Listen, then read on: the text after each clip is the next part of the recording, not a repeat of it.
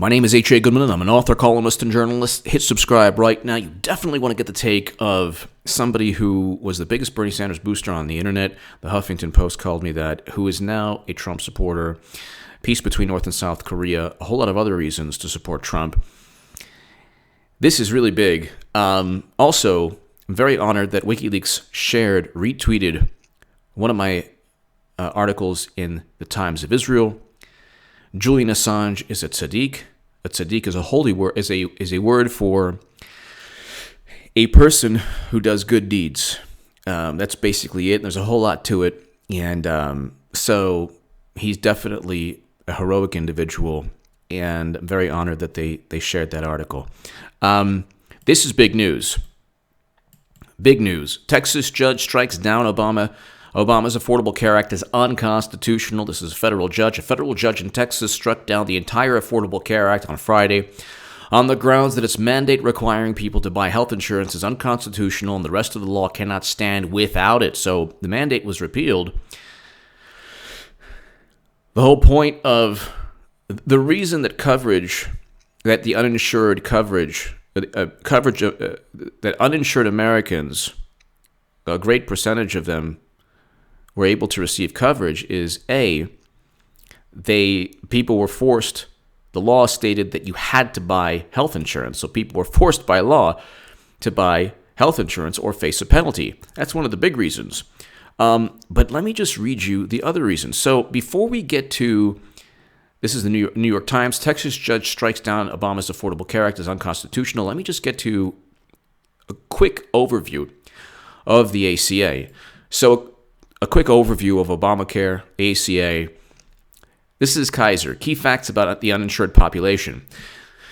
The Affordable Care Act led to historic gains in health insurance coverage by extending Medicaid coverage to many low-income individuals and providing marketplace subsidies for individuals below 400% of poverty. The number of uninsured non-elderly Americans decreased from over 44 million in 2013, the year before the major coverage provisions went into effect, to just below 27 million in 2016. That's good, right? One would think that's good, but you're forcing people to buy health insurance and you're expanding Medicaid.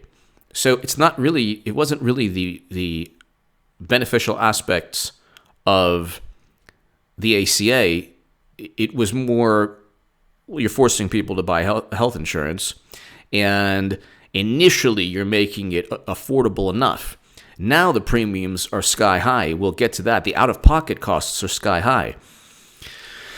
But the number of uninsured non-elderly Americans decreased from over 44 million in 2013 to just below 27 million in 2016. Okay, that's good. However, in 2017, the number of uninsured people increased by nearly 700,000 people, the first increase since implementation of the ACA. Ongoing efforts to alter the ACA or to make receipt of Medicaid contingent on work may further erode coverage gain seat. Okay, this fact. So I just want to give you a quick overview. How many people are uninsured? In the past, gaps in the public insurance system and lack of access to affordable private coverage left millions without health insurance. Beginning in 2014, the ACA expanded coverage to millions of previously uninsured people through the expansion of Medicaid and the establishment of health insurance marketplaces. It's no longer affordable. It's 2019, and I'll get to the fact that it's no longer affordable. People are uninsured primarily, and the Kaiser article will explain this, because they can't afford it. This is the same problem that Medicare for All is going to face. Not only would you have to double to triple tax collection, double to triple tax rates, basically, for personal and corporate income tax, which is what the Mercatus study says.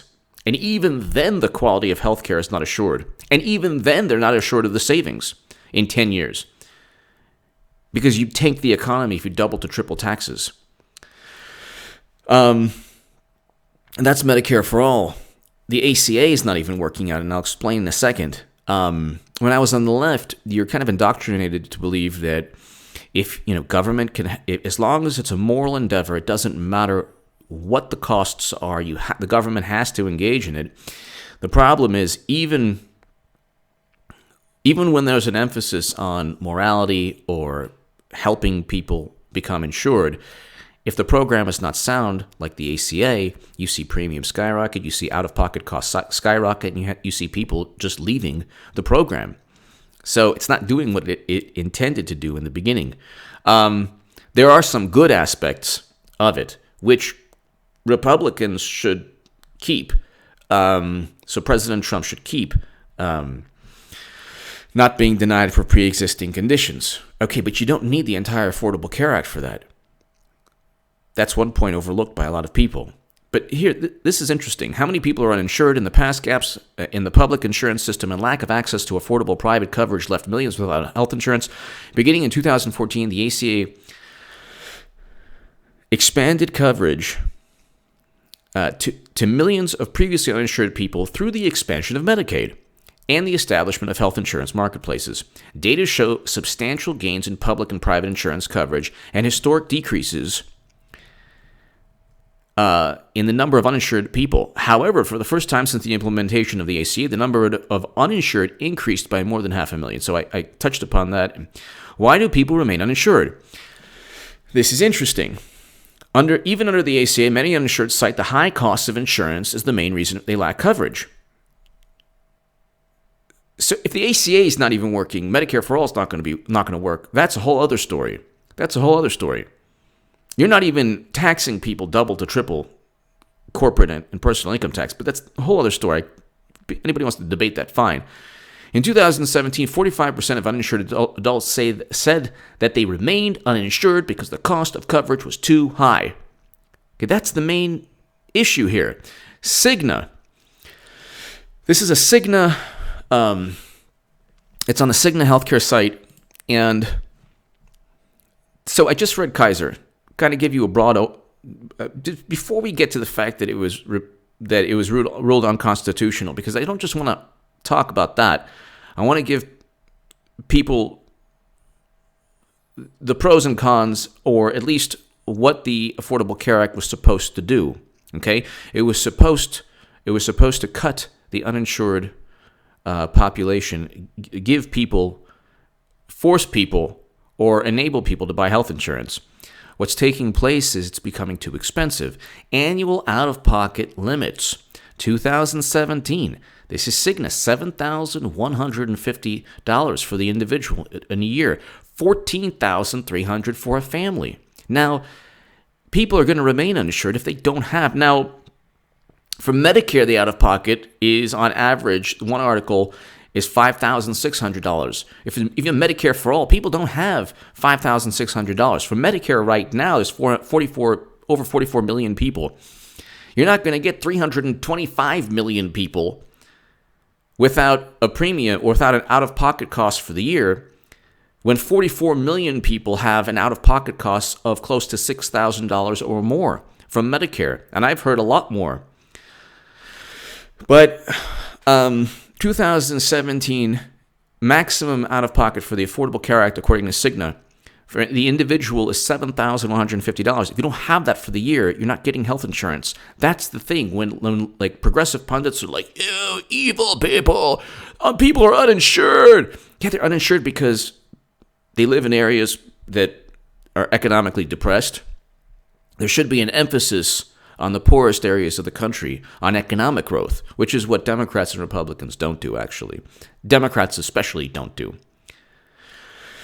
Because they're the ones who say, oh, well, we'll fight for the little guy and we'll fight for our constituents, but they don't focus on the poorest areas of the country, the poorest cities, and say, okay, well, how do we ensure that wealth increases? How do we generate wealth in these areas so they can afford the Affordable Care Act? They don't think of that. But anyway, 2017, the individual, $7,150. 2018, $7,350. 2019, next year, $7,900, almost $8,000. If you don't have $8,000, you're not going to be able to afford health insurance in the Affordable Care Act. So, and it's $15,800 for in 2019. Okay, I'll put the link below. So almost $16,000 for a family out of pocket for the year. Okay. You're not going to be able to afford that if you had to pay that out-of-pocket cost. That's the issue. the premiums also are expensive. And the premiums also are not affordable. We'll get to that. So this is Cigna. If you don't have that money for out-of-pocket costs, you're not going to be able to afford the health insurance. God forbid if you need the money for out-of-pocket. But in 2017, and you see a slowdown in coverage. So it kind of peaked at like 24 million people or 25 million people. Then the percentage of people with health insurance coverage for all or part of 2017 was 91.2%. The percentage of people with health insurance coverage for all or part of, between the number, they're talking about the Affordable Care Act. I don't know if I'm reading this correctly. In 2017, the percentage of people with health insurance coverage for all or part. In 2017, this is interesting. Private health insurance coverage continued to be more prevalent than government coverage.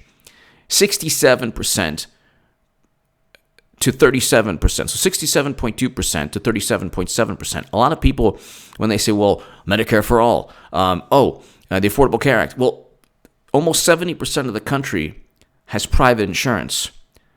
There's not a widespread desire for Medicare for all, even for the Affordable Care Act.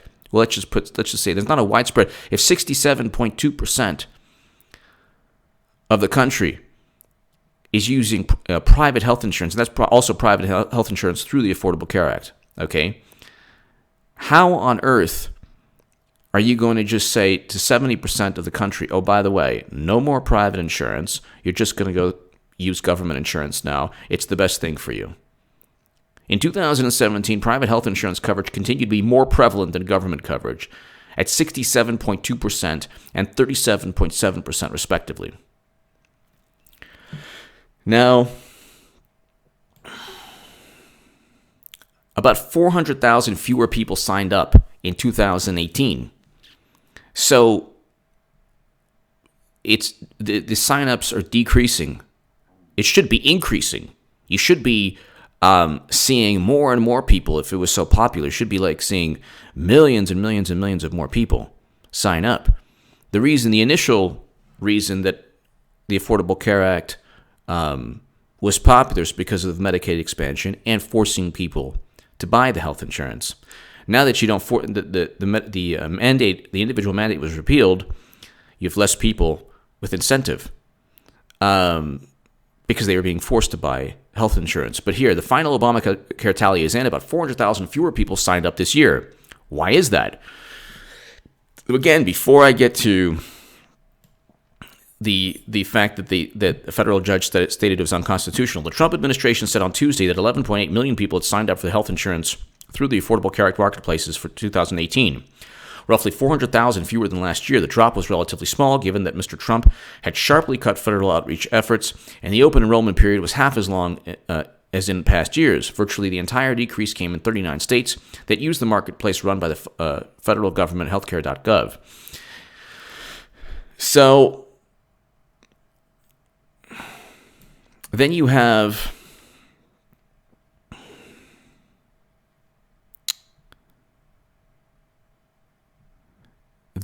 the issue of the fact it's unconstitutional. So we'll get that right now. I wanted to give you a quick recap. Texas judge strikes down Obama's Affordable Care Act as unconstitutional. A federal judge in Texas struck down the entire Affordable Care Act on Friday on the grounds that its mandate requiring people to buy health insurance is unconstitutional, and the law cannot stand without it. We'll get to premiums increasing in a moment. The ruling was over a lawsuit filed this year by a group of Republican governors and state attorney generals. People who say, oh, well, Medicare for all, even Republicans will want it. No, they won't. They don't even want Obamacare. You think they want Medicare for all? That's the stupidest argument in the world, especially if taxes increase by 1%, much less double or triple. It's just a dumb argument. That poll that you see people repeat and regurgitate, it doesn't say that taxes would go up. If you tell people they're going to get something free, they're like, yeah, no problem. Why not? But if you say the taxes go up, suddenly they rethink it. They say, no, I don't want that. The ruling was over a lawsuit filed this year by a group of Republican governors and state attorneys general. A group of intervening states led by Democrats promised to appeal the decision, which will most likely not have an immediate effect. But it will almost certainly make its way to the Supreme Court, threatening the survival of the landmark healthcare law and with it health coverage for millions of Americans. Protections for people with pre-existing conditions and much more. What Republicans need to do is simply propose legislation that protects Americans with pre-existing conditions.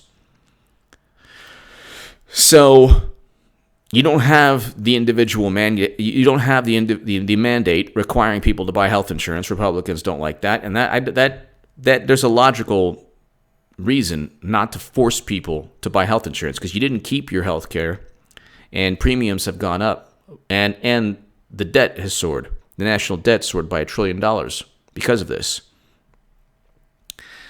And it's now no longer affordable. So we'll get to the premiums in a second.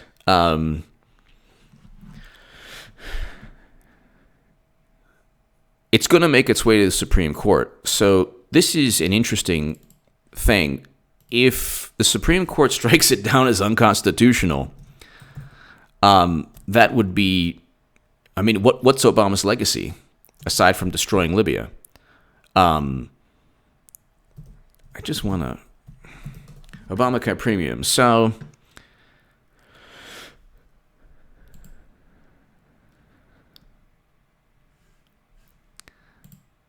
Obamacare premiums have continued.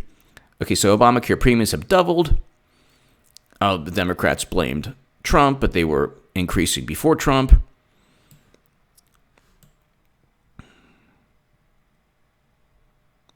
We'll get to that in a second. The whole point is, okay, so average individual health insurance premium. This is e-health insurance. So $393, 2017, $1,021 for average family health insurance premiums. So the premiums were never that different, by the way, than without the Affordable Care Act. Okay, but this is ehealthinsurance.com.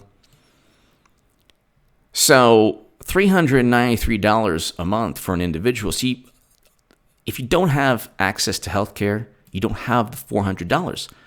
There are millions of Americans who don't have the $400 a month. That means you need to focus on economic growth. This is something that I never thought of when I was on the left. Give people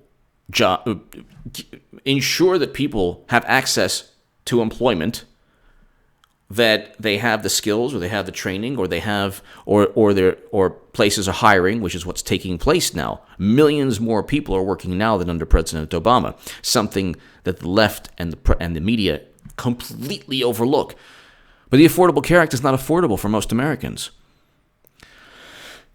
Like I said, it's what, $8,000 out of pocket, and you have a monthly cost of $400. So your average individual health premium is $400 a month.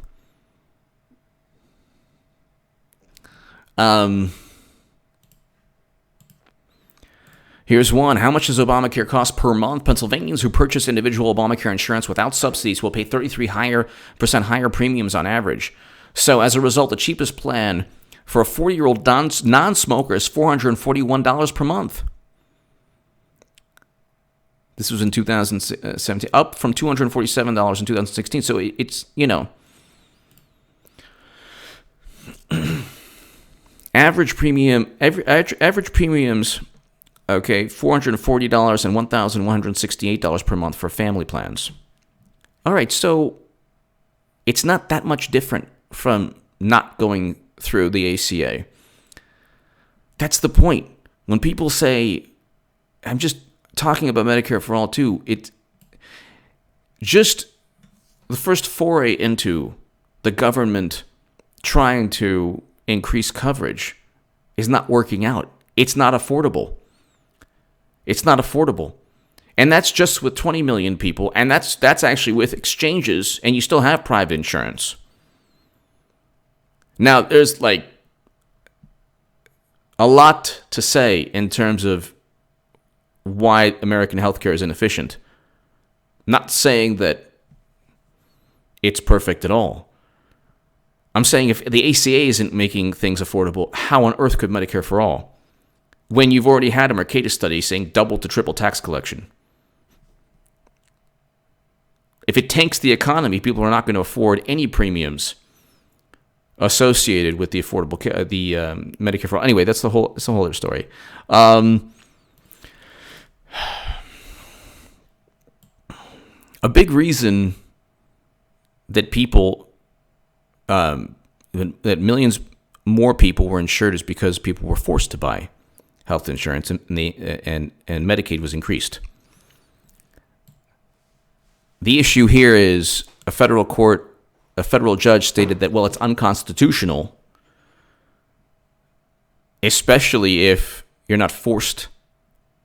So a federal judge in Texas struck down the entire Affordable Care Act on Friday on the grounds that its mandate requiring people to buy health insurance is unconstitutional, and the rest of the law cannot stand without it. So there you go. In his ruling, Judge Reed O'Connor of the Federal District Court in Fort Worth said that the individual mandate requiring people to have health insurance can no longer be sustained as an exercise of Congress's tax power. According to Judge O'Connor, a George W. Bush appointee. Don't you love George Bush, right, Democrats? There was a poll that said most Democrats have a favorable view of Bush, which is another reason to vote for Trump. All the neoconservatives, Bill Kristol, Max Boot, they're voting Democrat, and Democrats in general have a favorable view of George Bush. Okay, that's another reason to vote for Trump. But anyway, according to Judge O'Connor, a George W. Bush appointee said that individual mandate is unconstitutional and the remaining provisions of the Affordable Care Act are invalid. At issue is whether the health law's insurance mandate still compelled people to buy coverage after Congress reduced the penalty to $0 as part of the tax overhaul that President Trump signed last December. When the Supreme Court upheld the mandate as constitutional in 2012, it was based on Congress's taxing power. Congress, the court said, could legally impose a tax penalty on people who do not have health insurance. But in the new case, the 20 plaintiff states, led by Texas, argued that with the penalties zeroed out, the individual mandate had become unconstitutional and that the rest of the law could not be severed from it. The Justice Department's response to the case was highly unusual. Though it disagreed with the plaintiff that the entire law should be struck down, it declined this year to defend not just the individual mandate, but the law's provisions that protect people with pre-existing conditions. So that is important. You do need to protect people with pre-existing conditions. That's important. But with the Democrats do the same things Republicans did when they didn't want the ACA. They're like, well, people will die from this. Well, how did people live without the ACA? It's the same scare tactic. Oh, well, there's death panels. No. What takes place is you can write legislation and pass legislation that picks the most important aspects of the ACA, namely ensuring that people with pre-existing conditions still get health care. That doesn't mean you have to have these exchanges and every other aspect or a mandate.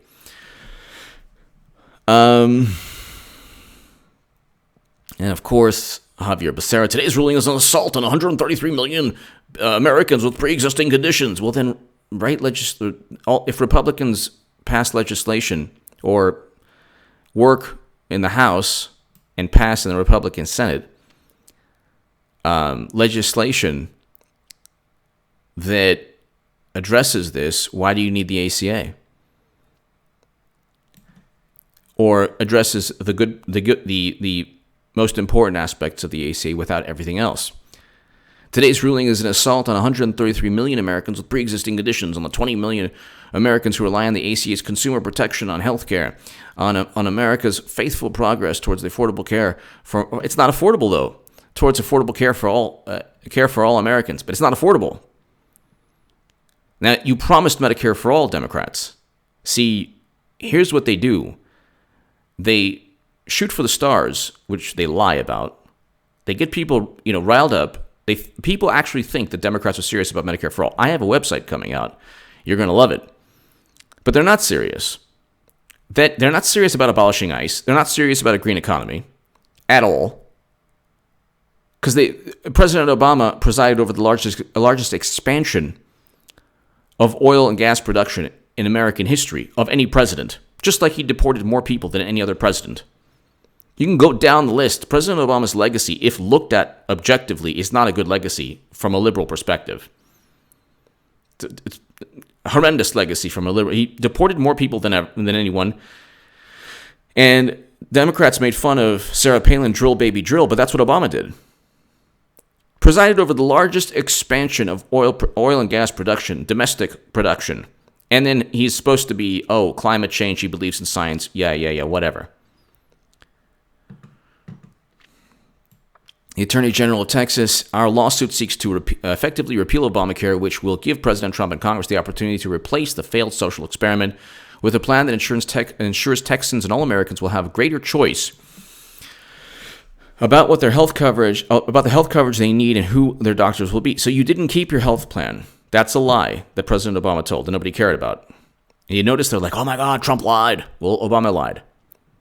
Nobody cared about that.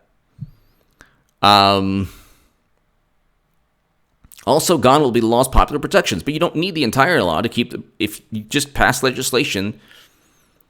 Republicans should write a bill, push legislation that addresses the most popular aspects of the ACA, specifically protecting people with pre-existing conditions. I do believe that many Republicans are on board. Many Democrats successfully centered their midterm campaigns on protecting the Affordable Care Act's insurance mandates for pre-existing conditions. Okay, even when Republicans were like, yeah, we want that too, Democrats were like, no, you don't. And then a lot of Democrats, the Democratic Party, pushed Medicare for all. They're not serious about it. Notice the first thing Pelosi did is talk about gun control. So they're not serious about it. That's the thing. They're a bunch of liars. Democrats are a bunch of liars. Always. They have no value system. What they have is this, this kind of nebulous, at least we're better than Republican type thing. Republicans have a value system. They stick by it.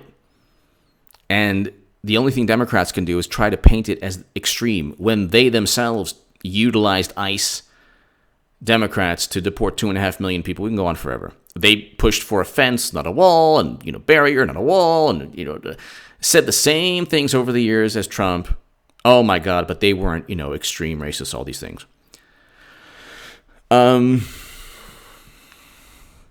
So it'll be interesting to see what the Supreme Court says.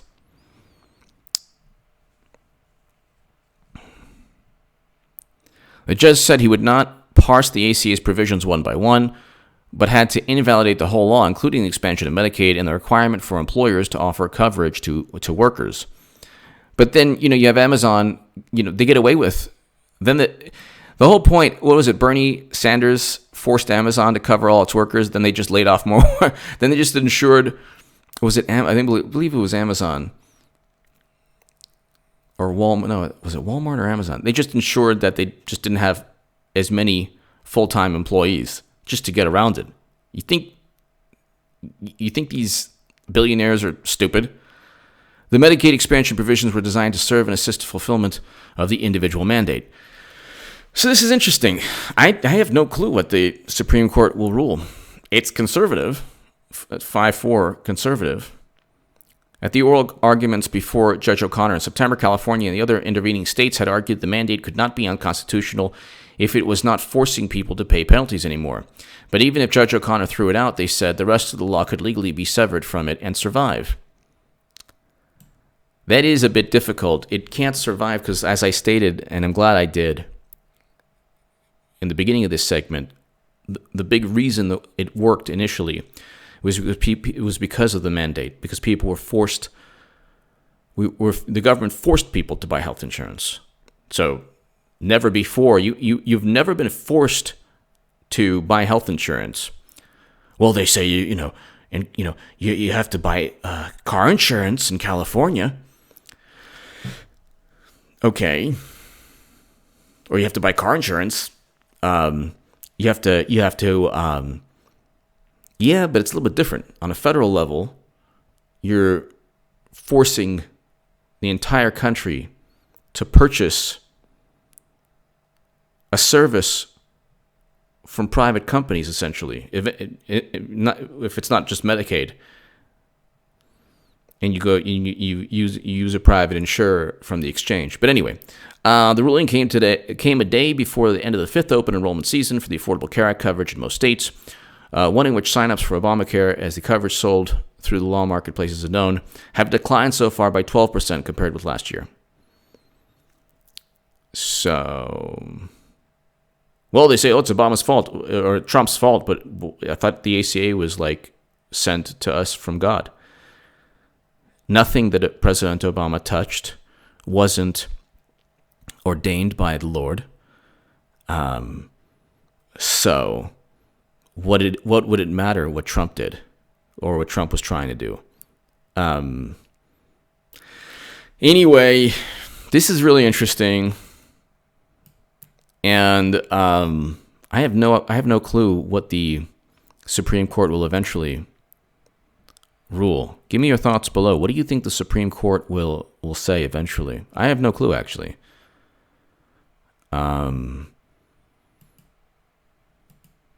Hit subscribe right now. Thank you so very, very much.